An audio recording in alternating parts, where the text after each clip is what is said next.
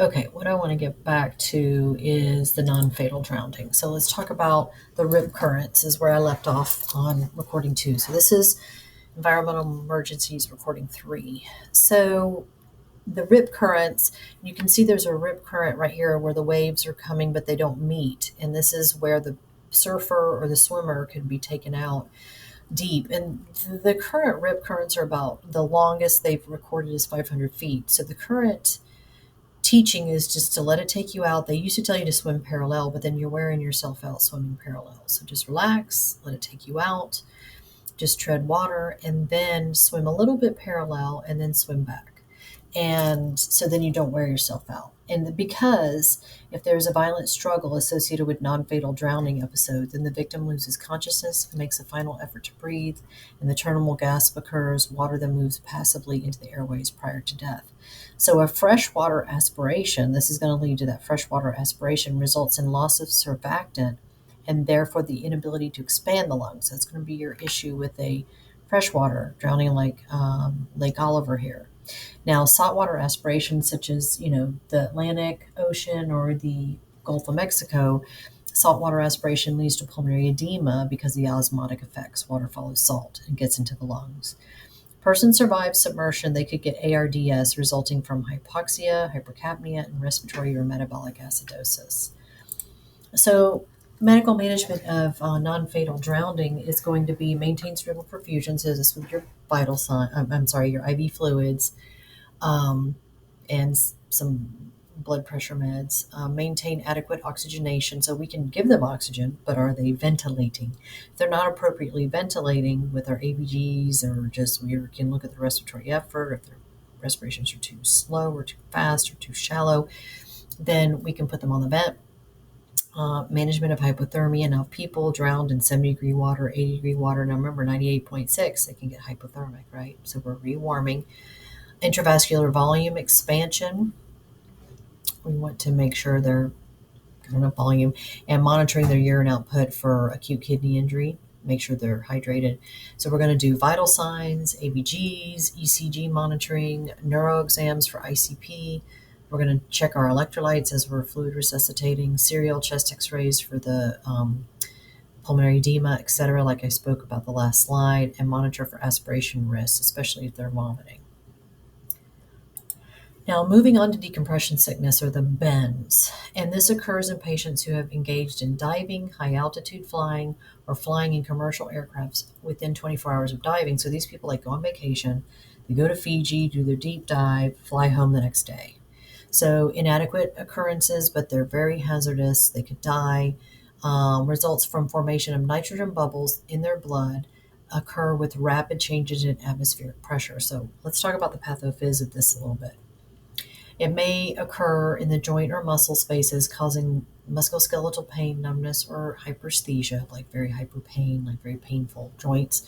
Now, these nitrogen bubbles can become air emboli in the bloodstream. They can cause stroke, paralysis, or death. So let's look a little bit more at the pathophys of this. So the bends, when we have a diver diving very deeply, when they're at the surface of the water, the pressure is 1. Now, as they go deeper, the pressure gets more and more. And if you ever dove into the deep side of the pool, you can feel that pressure in your ears, right? The nitrogen moves when they go deep, deep, deep in the water. The nitrogen moves from high pressure in the lungs into the bloodstream. So, and this is dangerous because if they come up too quickly, and those of you that have taken dive certifications, you have to come up slowly, and so that the nitrogen can move from the blood vessels back into the lungs where the patient exhales it. If they come up too fast, then the nitrogen remains in the blood and forms these bubbles, and that's called the bends. So we have to get a detailed history of what happened. We have to look at their signs and symptoms. We expect that joint pain, the numbness, hyperesthesia, loss of range of motion. They can be acting like they've had a stroke or a spinal cord injury because of those air emboli. So we're going to send them to a facility. There's only like 70, I think, in the United States. There might be more now that have hyperbaric chambers. But in Tampa, St. Pete, we're right next to the water, right? We're in the Tampa Bay in the Gulf of Mexico, but our hyperbaric chamber center was in Orlando. Oh, I think we had one in Tampa. I take that back. I think there was one in Tampa. Patient airway and adequate ventilation, again, making sure they can breathe. And we're looking for, the pulmonary edema and that surfactant issue, and check for air emboli. And if it is suspected, put the head of bed in a low position or supine. So I'll let you guys read the notes here. I have them in that area. So again, we're giving them IV fluids of lactated ringers and normal saline. Um, so, all right. Let's move on to animal and human bites. So bites are a common reason for visits to the ED. I know the year I worked in the ED, we had a lot of bites. Usually I saw dog bites, but we had some cat bites and all different animal bites. But if you get an animal bite, you have to contact the public health because of rabies and treatment for that. The animal would have to be tested for rabies. Human bites are frequently associated with violence. So if you have human bites and you're thinking domestic violence, rape, sexual assault, battery, human mouth has more bacteria than other animals. So the human mouth can cause more infection than other animals. And cat bites can cause issues because they've got some kind of enzyme in their mouth that can break down the tissues. So all bites inspected for signs of infection. Like I said, do your RETA, redness, edema, ecchymosis, drainage, and A is for approximation. Clean with soap and water, followed by a possible administration of antibiotics, and make sure they get their tetanus shot. I mean, all these patients who have any kind of, from burns and things like that, tetanus has to be given. So snake bites, and this picture I have here is cottonmouth snake. They're very common. I remember my dad teaching me when we lived here in Columbus, they have a diamond-shaped head. And we were at Lindsay Creek, and we were just looking over one of those little bridges there in the park where children are playing. And he goes, "Look down there. There's a cottonmouth right there by the rocks under the water." So I was like, "Oh." So they're around everywhere here in Columbus. So greatest number occur during the daylight hours and early evening in the summer months. The pit vipers, I'm going to try to pronounce this, Cotelladae, water moccasins, which is our cottonmouth here. They're cottonmouth because they have a white mouth.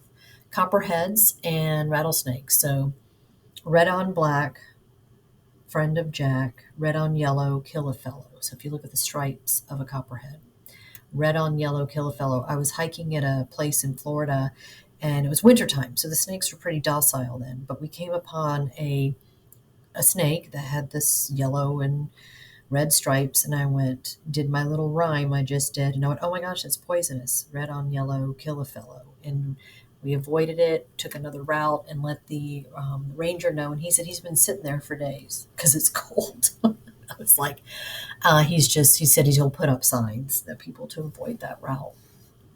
Upper extremity, most common sight because people, going into bushes and, picking berries and stuff like that. Envenomation. So that's injection of the poisonous material by sting, spine, bite, or other means. Venomous snake bites are medical emergencies.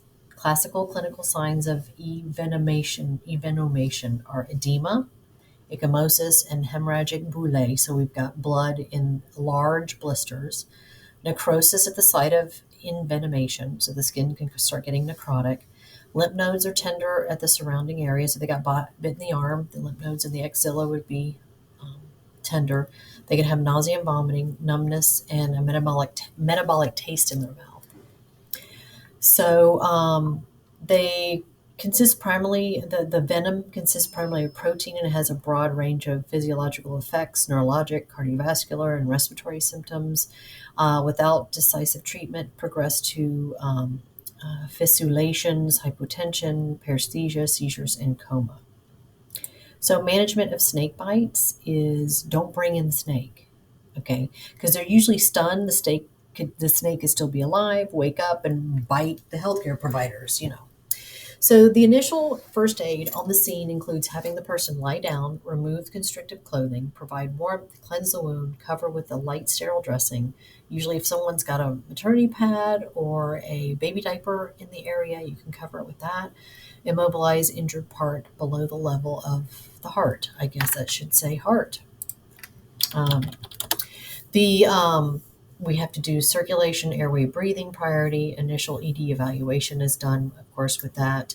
In general, no specific protocol for treatment of snake bites, but no ice, no tourniquets, no heparin or corticosteroids during the acute stage. Now, parenteral fluids may be used short term for any hypotension that occurred, but we have to give the antivenom. And cortelate polyvalent immune fab and antivenin is antivenin that we give because it binds to the venom and the patient pees it out. Most effective if given between 4 to 12 hours after the snake bite. Monitor for serum sickness. May predominate with diphenhydramine, that's Benadryl, or cimetidine to decrease allergic response. No limit to the number of antivenin virals that can be given. They have to call poison control. And now some people have exotic snakes. Now we have our local snakes, but people have exotic snakes. They get bit or they get out and they bite somebody. In the Everglades, we're not supposed to have boa constrictors. We're supposed to have alligators, but we have so many boa constrictors because people buy them and don't realize how humongous they get. They can strangle them, and they let them out. And now we've got all these boa constrictors eating alligators. And there's a picture of an alligator eating a boa constrictor, but the boa constrictor eating the alligator's tail. So it's like, and they both died eating each other. It's the weirdest picture. They found it in a drone shot at the Everglades. Corticosteroids are contraindicated in the first 6 to 8 hours after the bite because they depress antibody production and hinder action of the antivenom. Serum sickness is a type of hypersensitivity response that results in fever, so you're going to be monitoring for this when you give the venom. Arthralgias, pruritus, lymphadenopathy, and proteinuria, and neuropathies. So the FAB AV must be given cautiously to those receiving anticoagulant therapy and can cause coagulopathy. Antivenom given IV whenever possible or through IM. So let's see, most common cause of allergic reaction to the antivenom is too rapid of an infusion. All right, so let's go into spiders. Oh my gosh, I can do snakes, but I cannot do spiders. Even looking at these pictures freak me out. But anyways, so we have the brown recluse and the black widow are the common poisonous spiders. Now, the brown recluse up here at the top is a little bit bigger than a penny. I wanted to find pictures for you guys so you can see the size in relationship to something. Now, systemic effects, they can have, brown recluse bite initially is painless, and they love wood piles and attics and dark spaces, both of these spiders. Systemic effects, they can have with the brown recluse a fever, chills, nausea and vomiting, malaise, and joint pain for 24 to 48 hours. So you feel like you got the flu. Now, the site of the bite may appear reddish or purple in color within 2 to 8 hours of the bite. Now, the brown recluse, I think, is probably more dangerous than the black widow because I've heard you have to be allergic to the black widow venom. But the brown recluse will cause necrosis of the tissue, whether it's the arm or the leg, wherever you got bit, and the patient could lose their limb. Okay, so the center of the bite may become necrotic and surgical debridement may be necessary. The wound care consists of cleansing with soap and water, and a hyperbaric oxygen treatments may be helpful, and the wound heals within 2 to 3 months. Now, black widow spiders, systemic effect, and that's the black widow that has the little red hourglass on its bum or on its on its belly, but that's hard to see when you're, but if you happen to see it, then there you go. So systemic effects usually occur within 30 minutes, more rapidly than brown recluse, usually abdominal rigidity. They get this kind of like tetanus or tonic phase, nausea and vomiting, hypertension, tachycardia, and paresthesias. Severe pain also develops within 60 minutes and increases over 1 to 2 days. The treatment is ice, elevation, tetanus shot, analgesics, and benzos for the muscle spasms, cardiopulmonary monitoring, and antivenom if it's very severe.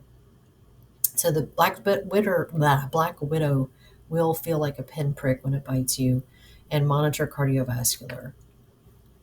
Now here's just a picture of what the spider bites can look like. So this is a brown recluse. The bottom one is I think I looked up, that was a black widow.